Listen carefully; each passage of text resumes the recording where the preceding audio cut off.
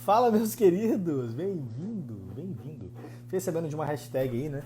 Fiquei sabendo que vocês já aderiram já. Essa hashtag Sou uma máquina de salvar vidas. Muito boa. Agora, na aula de 715, essa aula de trauma de ABCDE, eu já montei essa aula algumas vezes e dessa vez eu montei uma aula focada no que mudou, no que há de atualização no ATLS, no que há de coisa nova no ATLS. Então a gente vai discutir todas essas novidades que aconteceram aí na última edição, na 10ª edição do ATLS. Eu acredito que vocês vão curtir bastante essa pegada de aula, vai ser uma pegada mais dinâmica, então acredito que vocês vão curtir bastante. E vale lembrar o seguinte, né, o porquê de atender trauma. Será que trauma é só para cirurgião? O trauma é para todo mundo? Na verdade, atender o trauma é atender um paciente no pronto-socorro. Quem dá plantão em pronto-socorro vai atender trauma em suas grandes complexidades do trauma. Eu não estou falando necessariamente de um trauma super complexo, mas existe trauma em qualquer pronto-socorro, quer você queira ou não. Então, aprender o trauma é crucial para quem vai para a linha de frente, para quem vai atender um paciente num pronto-socorro. Essa é a grande sacada que vocês precisam ter na hora de atender. Tô vendo a galera aqui no hashtag Eu Sou Uma Máquina, é isso aí. Muito massa, muito massa. Vamos virar verdadeiras máquinas de salvar vidas, essa é a verdade. Mandar um salve aí pra galera da Hemoliga, pra gente começar legal aqui. É o seguinte, se você tá nessa aula e veio por aqui por alguma liga, manda a liga que você veio aqui, que eu vou mandando alguns salves aí ao longo da nossa aula. Tem várias ligas participando, foram mais de 300 ligas que entraram. Então, vai ser interessante.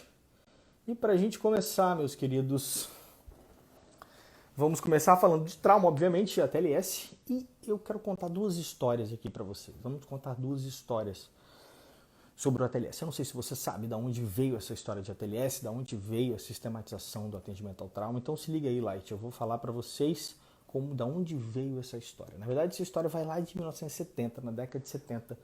Um ortopedista sofreu um acidente pilotando um avião em Nebraska, no estado de São Paulo, no estado dos Estados Unidos.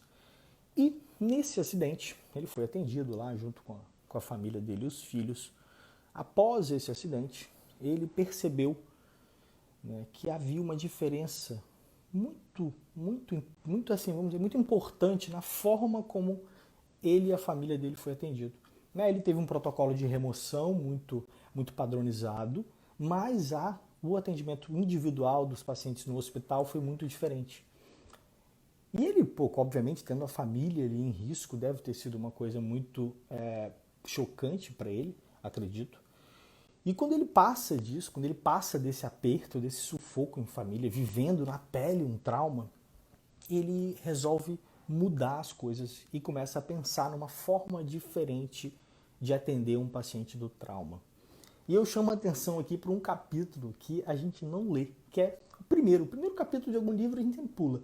E o primeiro capítulo da TLS conta um pouco dessa história e conta o que mudou, na verdade, quando está falando do atendimento ao politrauma.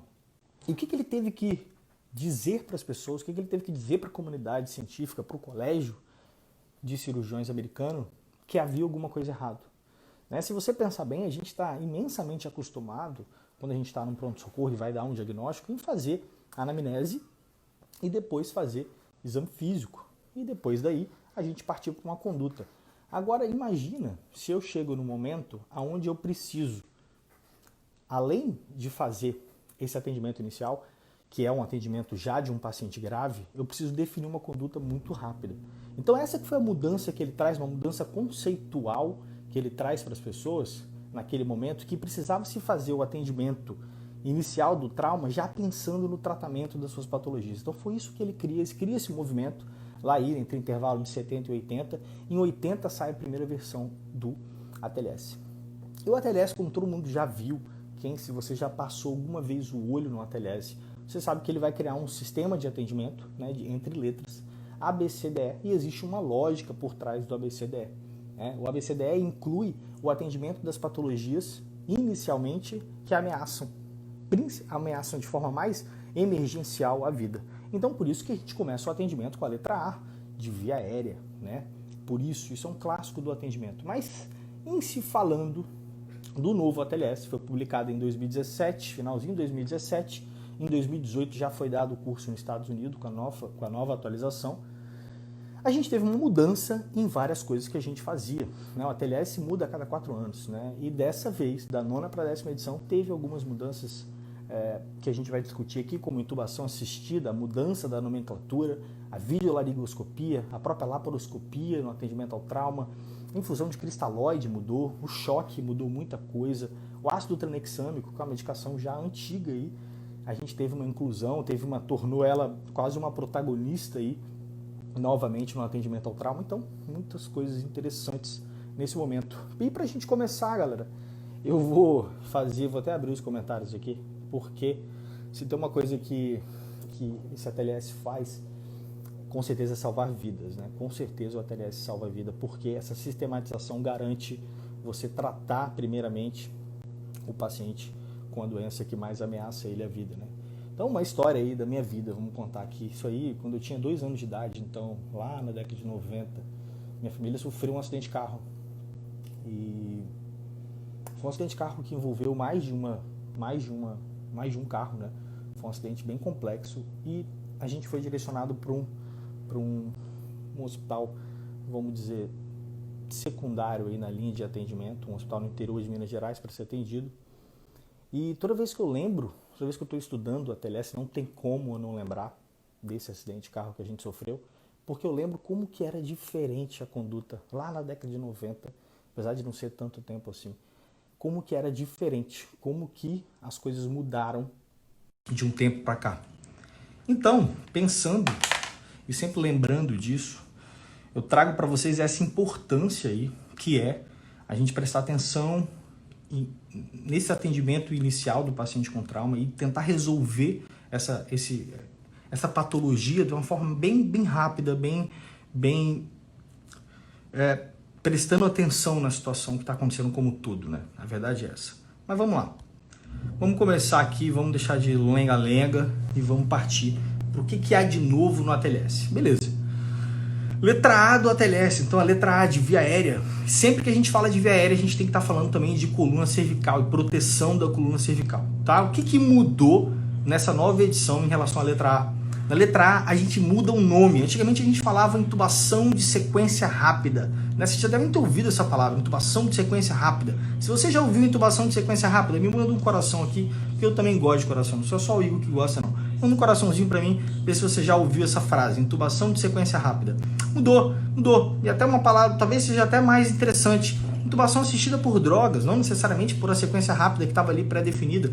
É uma intubação agora que a gente chama de intubação assistida por drogas. E outra coisa que mudou é o que vocês estão vendo aí, a videolaringoscopia entrou dentro do ATLS realmente de forma importantíssima. O treinamento aí dos emergencistas no uso do AirTrack, do GlideScope, por exemplo, que são aparelhos de videolaringoscopia, facilita com certeza a intubação. Olha a visão que você está tendo aqui, realmente é aquela famosa frase, até minha avó intuba, realmente fica uma visão muito maravilhosa para você fazer o procedimento. Claro que existe uma curva de treinamento para você poder fazer uma intubação com um videolaringoscópio, mas é uma coisa interessante, o ATLS reconhece isso e traz para a gente poder usar. Outra coisa que a gente sempre fala na letra A é coluna cervical, né? Proteção da coluna cervical. E até a 9ª edição a gente não tinha tão claro o uso da regra canadense. A regra canadense é uma regra simples de avaliação da coluna cervical para quando eu vou poder retirar o colar cervical e quando eu não vou poder retirar o colar cervical. Simplificando, né? Simplificando, apesar de ser uma regra simples, eu vou tentar tornar mais simples ainda. Se eu tenho um paciente aí que não é idoso, até 65 anos de idade, um paciente com escala de coma de Glasgow 15, ou seja, ele tem um TCE leve, né? Ele tem um trauma leve, é um paciente que está consciente, não está com vestígios de intoxicação ou relata que não há uso de intoxicação, é um paciente vigil, não é um paciente confuso, paciente orientado, ele consegue conversar com você consegue entender o que ele está te falando. Se é um paciente que não tem uma lesão que possa distrair ele, por exemplo, imagina um paciente com uma fratura na perna exposta, você vai perguntar para ele se está sentindo dor na nuca, ele não vai conseguir te responder de forma adequada. Então, se você tem esse paciente que engloba nessas características que eu te falei, no mecanismo de trauma, por exemplo, como um acidente de bicicleta, não é uma queda de um andame de 6 metros, é é um acidente de bicicleta. Se você tem um paciente que entra nessas características, eu posso avaliar e garantir que se o paciente não tem nucalgia, consegue fazer a movimentação ativa de 45 graus da cervical, eu posso retirar o colar cervical. Muito legal. A regra canadense já era uma regra imensamente praticada, tá certo? Mas agora a gente tem um embasamento aí do próprio ATLS para a gente usar a regra canadense para retirada do colar. Muito massa, né? Quem depois quiser dar uma olhadinha, a gente sempre vai mandar todo esse material que a gente está fazendo e o pessoal da liga está ajudando a gente a fazer, as várias ligas que participaram, a gente vai mandar para vocês no Telegram. Depois vocês acabando aqui, entra no Telegram para você poder pegar esse material também, tá bom? Outra coisa interessante aqui, vamos falar de letra B, vamos falar da letra B, de briefing, né? Basicamente na letra B a gente não teve tantas mudanças em relação aí da nona edição para a 10ª edição. A gente realmente precisa uma boa ventilação, uma boa respiração e basicamente a gente vai manter os mesmos protocolos que a gente mantinha antigamente, com as atenções às mesmas situações, ausculta, percussão, palpação do tórax, avaliação do tórax. Então na letra B não há grandes mudanças, eu vou ser bem breve aqui, porque não há uma mudança que a gente precisa perder tempo aqui. Agora na letra C, tem diversas mudanças interessantíssimas. E na letra C, eu chamo a atenção para vocês para a primeira coisa, que é a infusão de cristalóide. Sempre que a gente está falando de trauma, sempre que eu estou falando de trauma, o Igor, sempre tem alguma pergunta em relação a isso, né? Quanto que eu tenho que infundir de volume, quanto que eu tenho que fazer de cristalóide no meu paciente. E a regra, primeira regra da aula, vou até abrir os comentários aqui para sentir vocês comigo.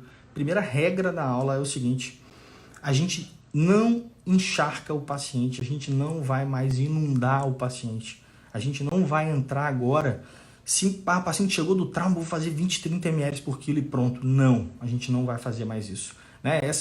Essa queda do volume de infusão tem acontecido em diversos protocolos e o ATLS não ia ficar para trás. Então, o que é recomendado hoje em dia no ATLS? É uma alíquota menor, uma alíquota aí de 1 litro, ou até mesmo 500 ml, e você reavalia o seu paciente, reavalia a resposta hemodinâmica dele, reavalia como ele está respondendo àquele volume.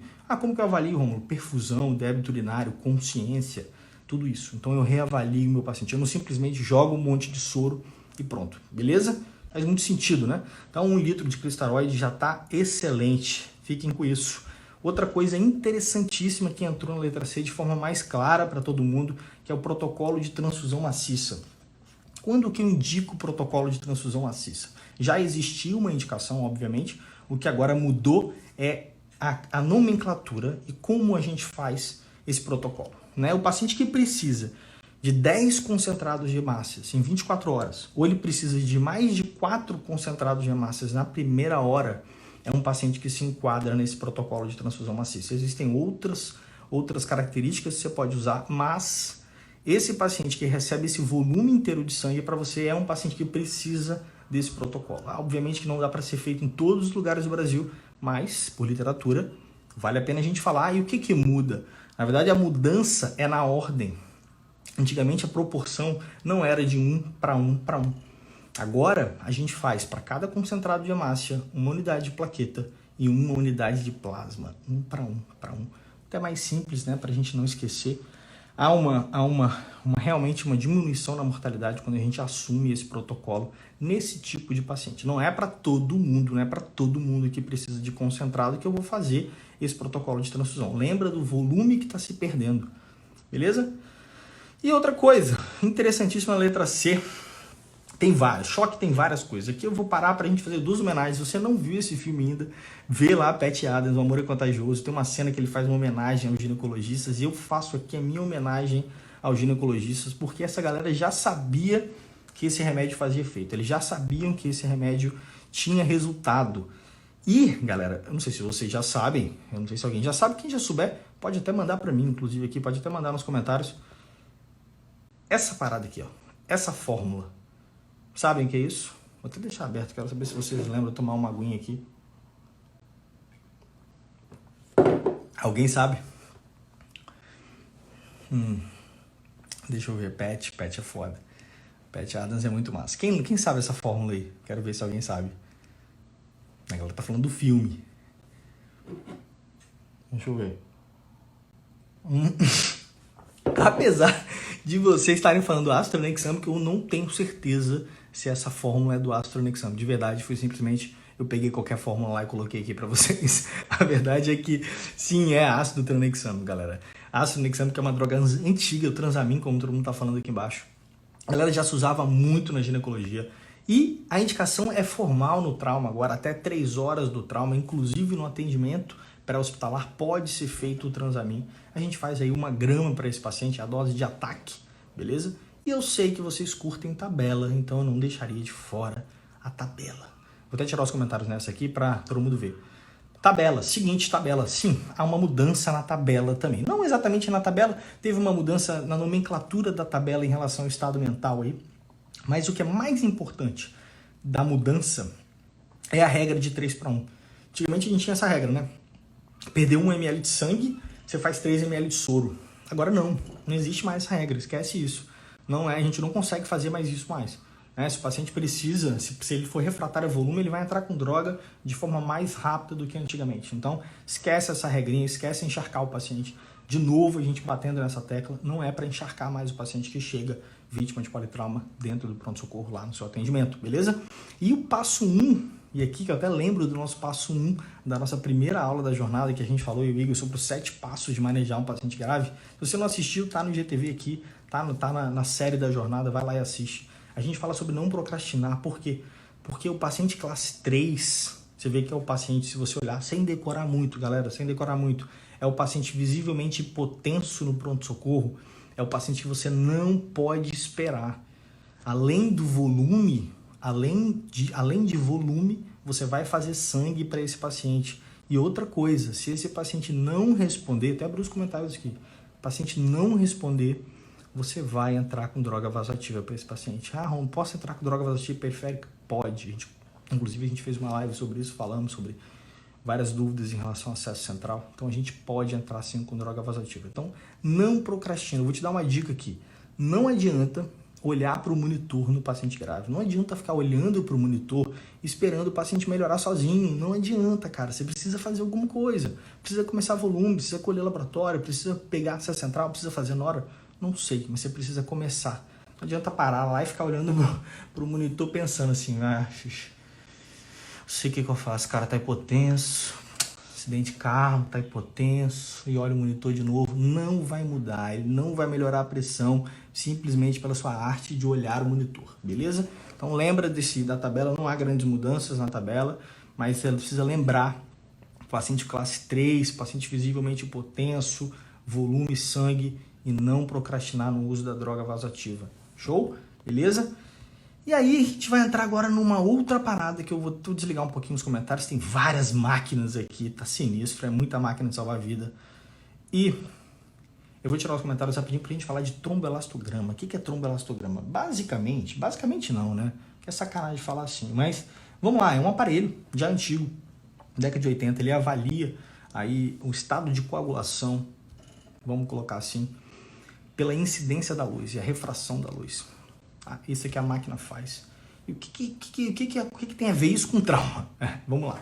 O paciente visivelmente chocado, um paciente que perdeu muito volume, um paciente que perdeu muito sangue no trauma, ele pode agora ser avaliado com um tromboelastograma para eu saber o que eu preciso dar para esse paciente para ele melhorar. Será que ele tem um problema de plaqueta? Será que ele tem um problema de fibrinólise? Será que ele tem um problema na formação do coágulo? Olha que louco, né? Tipo, você pedir coagulograma e hemograma não te diz nada disso. Essa máquina, o tromboelastograma, consegue te avaliar, consegue te dar essa informação. Eu vou ser bem breve aqui pra gente, só para ter uma noção, para você não olhar isso de novo e falar, caraca, eu não tenho nem ideia de que negócio é esse cometa aí. Vamos lá, esse cometa aí basicamente tem 3 momentos, olha que interessante. Ele tem um começo, se você olhar ali, que é o tempo de coagulação, tá? Ele avalia o tempo de coagulação, ele vai avaliar a qualidade da coagulação daquele paciente. Ele tem essa formação de ampola, que seria as curvas do tromboelastograma, né? Que tem uma amplitude e uma angulação. Consegue ver isso? Né? Uma angulação mais aguda, mais obtusa, né? E ele tem um final, que ele poderia, que aqui nesse caso está um finalzinho em cometa, esse finalzinho em rabo, ou um final que seria normal, que a gente vai ver depois, um final mais em platô. Então você vê que ele avalia coagulação, fibrinólise e ele diz em qual momento eu preciso fazer determinada medicação. Vamos lá para a gente seguir mais um pouquinho. Por exemplo, tá vendo aquele comecinho ali, avaliando o período de coagulação, clotting time, tá vendo? Isso aí indica se esse tempo de coagulação estiver muito alargado, ou seja, se o início do tromboelastograma está muito alargado, eu tenho um problema na coagulação. E como que eu resolvo um problema de coagulação? Plasma fresco congelado, né? Não sei se vocês lembram, a gente vai repor para esse paciente o mnemônico lá, 1972, né? Que é o fator 10, fator 9, fator 7 e fator 2. A gente vai repor no plasma fresco. Aí depois eu vou olhar outra coisa, eu vou olhar essa minha ampola, vamos chamar assim, que é formada num tromboelastograma. Qual que é a minha amplitude da ampola e qual que é o meu ângulo da ampola? Olha que interessante. A depender do meu grau de abertura, eu tenho um problema, né, no fibrinogênio. E a depender do meu tamanho, da minha abertura, eu tenho um problema plaquetário. Olha, eu vou colocar para vocês. E no final, basicamente no final, um problema de fibrinólise, né? Quanto mais essa formação em rabo de cometa, né, vamos chamar assim, mais a gente tem uma alteração de fibrinólise. Por exemplo, olha aqui visivelmente falando como é que não é tão complicado assim. Tromboelastograma normal, você vê o comecinho curto, ou seja, coagulação, tempo de formação do coágulo ok, abertura, né, que é a abertura do fibrinogênio ali, o ângulo do fibrinogênio normal, o tamanho, né, a amplitude dessa ampola, que seria a plaqueta, seria a alteração plaquetária normal, e depois ele segue meio em platô, ou seja, no paciente não está evoluindo com fibrinólise, a gente está avaliando fibrinólise nesse paciente. Olha a alteração, por exemplo. Trombocitopenia, um paciente com plaqueta baixa, você já vê que há uma diminuição desse ângulo, dessa amplitude, e olha com uma disfunção plaquetária grave. Olha como é que o ângulo ficou lá embaixo. Você já vê que também, nesse terceiro, nessa alteração plaquetária grave, já há um aumento do tempo de coagulação, o tempo de formação do coágulo também. Mas olha mais embaixo aí, o paciente realmente com alteração de fatores de coagulação. Olha como é que o ângulo de abertura dessa ampola está diminuído. Então, naquele momento que a gente olha aqui, ó, o ângulo de abertura ali, ó, tá diminuído. Olha, bem diminuído em comparação ao primeiro. Então, a gente sabe o que a gente tem que repor, né? E no final, você vê essa formação aí meio que, como o pessoal fala, meio que bailarina, né? Você vê que esse rabo do tromboelastograma bem comprido, bem esticado, uma alteração clássica de fibrinólise. E aqui é um paciente que melhoraria muito com o uso do ácido tranexâmico. Então, resumindo, galera, não bem resumindo, mas na verdade o tromboelastograma ele muda o jogo aí para o serviço que pode fazer isso no momento do trauma. Você tem na mão o que seu paciente precisa, então você consegue, às vezes, até mesmo no intraoperatório isso é usado, mesmo no intraoperatório você consegue repor ao que o paciente realmente precisa naquele momento, seja plasma, seja plaqueta, ou seja um ácido tranexâmico, por exemplo, se ele tem um problema de fibrinólise. Interessante, né? Mas seguiremos, vamos para a letra D. O que muda da letra D? Acho que todo mundo lembra aí, letra D. Deixa eu ativar os comentários, deixa eu ver se ainda temos máquinas aqui participando. Na letra D, o que a gente muda? A gente tem uma mudança da própria escala de coma de Glasgow. A escala de coma de Glasgow clássica, todo mundo sabe o que é a escala de coma de Glasgow, mas o que mudou agora? A gente acrescentou pupila, né? A avaliação pupilar. Como que é assim a avaliação pupilar? A avaliação à luz, né? Se eu tenho resposta pupilar à luz normal, ou seja, as duas pupilas respondem à luz, 0 pontos. Se eu tenho uma pupila que responde à luz, 1 ponto. Se eu não tenho nenhuma pupila, 2 pontos. Então eu vou pegar a escala de coma de Glasgow clássica de 15 pontos, se o paciente, por exemplo, tiver com 15 pontos, e vou diminuir pela escala pupilar. Então por que mudou? Porque antigamente a gente podia falar que o valor da escala de coma de Glasgow era de 3 a 15. Agora não, agora é de 1 a 15, porque se tiver 3, eu ainda posso tirar mais 2 pela pupila. Beleza? Isso que mudou. Nada complexo, não precisa se perder em grandes mudanças. E agora a gente está caminhando aí para o final. Então eu vou puxar aqui um primeiro mantra aqui para a gente relaxar. Se você está sentado, ó, dá uma relaxada aí, estica na cadeira, dá uma mexida, levanta um pouquinho para aliviar as pernas, faz um movimento aí tranquilo, respira fundo, ó. Relaxa com os comentários. Pedrão, relaxa com os comentários. Isso, momento mantra, momento letra E, momento mantra, tá? E qual que é o mantra da letra E? Letra E, disposição, né? Um clássico aí. Eu tinha um chefe meu que falava uma coisa que eu nunca esqueci, que é toda vez que a gente está despindo o paciente no atendimento ao trauma, tá? A gente também cobre o paciente. A gente cobre o paciente. Toda vez que a gente despiu o paciente, a gente cobre o paciente. Tirou a roupa, coloca a roupa. Tirou a roupa, coloca a roupa de verdade. Porque a gente tem que prevenir hipotermia nesses pacientes. Isso é uma coisa que, às vezes, você tá lá empolgadão, que você fez um atendimento foda lá no trauma, e aí o cara tá todo descoberto, todo bagunçado, todo sujo. Não, cara. Você tem que pegar e você tem que ajeitar esse paciente, você tem que cobrir esse paciente, usar a manta térmica para esse paciente, tem que fazer todo esse movimento. Então não esquece disso, não esquece, beleza? Importantíssimo. E aí agora a gente vai falar de particularidades aí nos traumas, porque houve algumas mudanças no atendimento do paciente traumatizado em relação a traumas específicos, né? Por exemplo, alguns que vale a pena a gente comentar aqui, até para quem curte aí questãozinha de prova, isso aí é filé para prova, com certeza.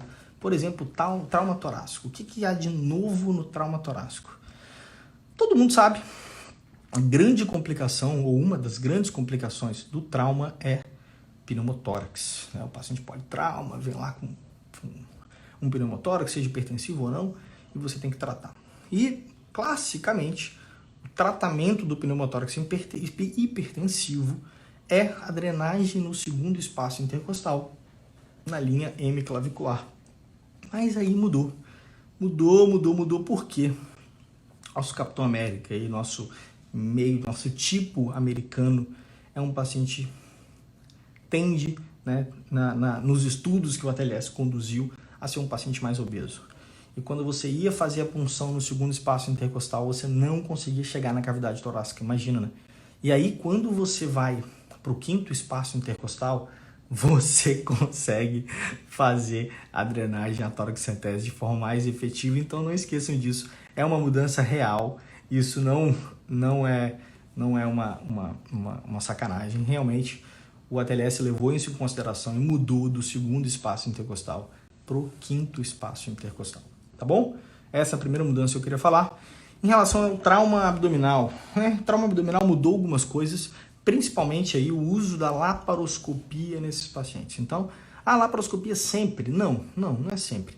Eu preciso de um paciente estável, né? Um paciente, uma lesão branda, uma lesão de tipo padrão tóraco-abdominal, um paciente, falando novamente, estável, né? Que não seja um trauma fechado, um trauma perfurante, por exemplo, eu posso lançar mão da laparoscopia diagnóstica, então, que é uma ferramenta de alta complexidade, isso não vai ter em diversos serviços aí espalhados pelo Brasil, mas é uma indicação que o ATLS agora bate o martelo em cima, fala que você pode ir lá, pode fazer uma laparoscopia, investigar qual é aquela causa do trauma, o que aconteceu, por exemplo, com aquele baleado, se você consegue ver no paciente estável, obviamente, se não estiver estável, é a laparotomia clássica mesmo, tá bom? Lesões osteomusculares, né? E esse dedinho não está marcado aí por nada, tá?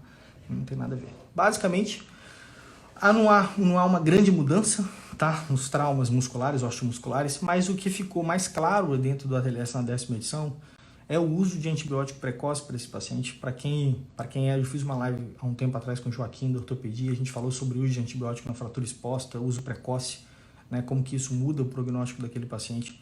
Então, obviamente que o ATLS também não ia ficar para trás e lembrou de deixar importante o uso do antibiótico de acordo com o peso, de acordo com a idade, de acordo com o tipo. Não é basicamente usar o mesmo antibiótico para todo mundo, tem que ser uma coisa bem individualizada. Então, isso ficou bem claro nessa edição, é legal.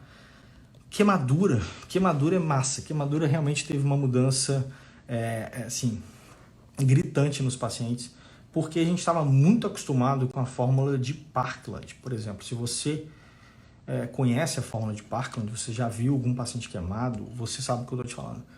E o que teve de mudança? Antigamente a gente estava acostumado a fazer 4 ml, olha o tamanho do volume, olha de novo esse estigma de fazer menos volume para o paciente. A gente fazia 4 ml vezes a superfície corporal queimada, vezes o peso do paciente. E agora a gente cortou pela metade, de 4 para 2 ml. É mais uma vez o ATLS e diversos outros protocolos trazendo aí vamos dizer, a necessidade ou a importância de não fazer volume em excesso. Beleza? Trauma pediátrico. O que mudou de trauma pediátrico? A gente teve duas alterações. Na verdade, não é bem uma mudança, mas é 2 alterações que eu quero chamar a atenção aqui. É que na toracocentese do paciente pediátrico, ela não é feita no quinto espaço. A toracocentese no paciente pediátrico é feita no segundo espaço na linha hemiclavicular. Então é diferente do adulto, né? Isso aí é um ótimo entendimento aí de como que muda realmente a indicação pelo biotipo da pessoa. Um paciente, né, pediátrico, bebezinho, uma criança, provavelmente não vai ter aquele tórax, que não vai ser possível com um gelco, por exemplo, você entrar na cavidade torácica pelo segundo espaço. Então é por isso que se manteve a indicação. E outra indicação é o volume. Infusão paciente pediátrico, sim, mantém ainda um volume, vamos dizer, relativamente alto, de 20 ml por quilo, mas paciente que não responde a esse volume, eu também não vou ficar procrastinando. Eu vou, sim, indicar, por exemplo, transfusão para ele de urgência, não é para esperar a prova cruzada, vou fazer uma transfusão A negativo, por exemplo, na mesma condição do adulto, tá? Mas a transfusão inicial seria de 20 ml por quilo, não é aquela mesma alíquota do adulto, 1 litro para todo mundo, né? Tem que individualizar um pouquinho mais na criança. E aí, agora a gente já está meio aos que estão comigo aqui, agora a gente já está mais pro fim aqui da live. Muita coisa não mudou. O ATLS ainda tem milhares de capítulos ali que o atendimento clássico é o mesmo, né? Os princípios do atendimento, a hierarquia do atendimento é a mesma coisa, manteve-se a mesma coisa. Então, vamos dizer, o espírito ali do ATLS continua vivo ainda, continua presente na 10ª edição também. Então, é interessante a gente reler. Para quem tá, eu vou responder isso aqui agora, para quem quiser depois mandar algumas perguntas aí em DM, a gente continua batendo sempre um papo. Mas quem tá mandando aí sobre o X ABCDE, né? O atendimento do X, a inclusão do X já tem algum tempo, ela é mais, vamos dizer, gritante aí dentro do AP-TLS, o atendimento pré-hospitalar, o APH, porque o X seria o paciente que sanguina na cena do trauma, é um paciente que tem uma lesão de alto sangramento e naquele momento a via aérea realmente não é a primeira indicação de ser tratada. Eu preciso conter aquele sangramento, por isso que é o X. Daí da onde veio o X. Mas o atendimento do paciente que chega no pronto-socorro já é um atendimento direto. Beleza? Entenderam? Show de bola, né? Muito simples. E agora, a gente não finalizou ainda, porque a gente vai entrar num segundo processo aí de mantra, segundo processo de meditação, beleza? Quero todo mundo calmo. Você que tá preocupado com os comentários, você que tá com raiva dos comentários, ó...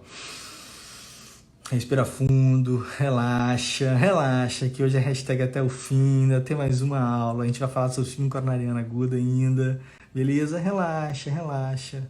Como diria Igor, chegar bem pertinho aqui, eu falar no fundo dos seus olhos, quero que você faça a mesma coisa, você que tá aí, tá com o celular na mão, tá com o computador, chega pertinho da tela, sério, faz isso aí. Chega pertinho da tela, vem comigo, chega pertinho, ó, repete comigo aqui, ó.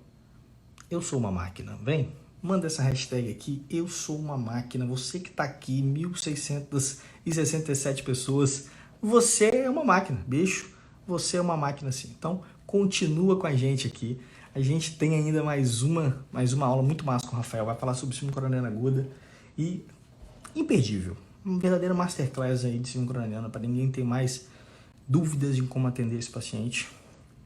Lembrando que tudo que a gente falou aqui, todo resuminho que a gente vai fazer, o pessoal da Liga tá montando, uma galera do PS Zerado tá montando, a gente vai disponibilizar para vocês no Telegram, então relaxem, só curtam ainda o segundo dia ainda, a gente tem mais 3 dias ainda de jornada, então até isso, maravilhoso, vi várias máquinas aqui, eu senti que você fez esse momento de meditação, né, isso aí, botar a autoestima de todo mundo lá em cima, eu sou uma máquina.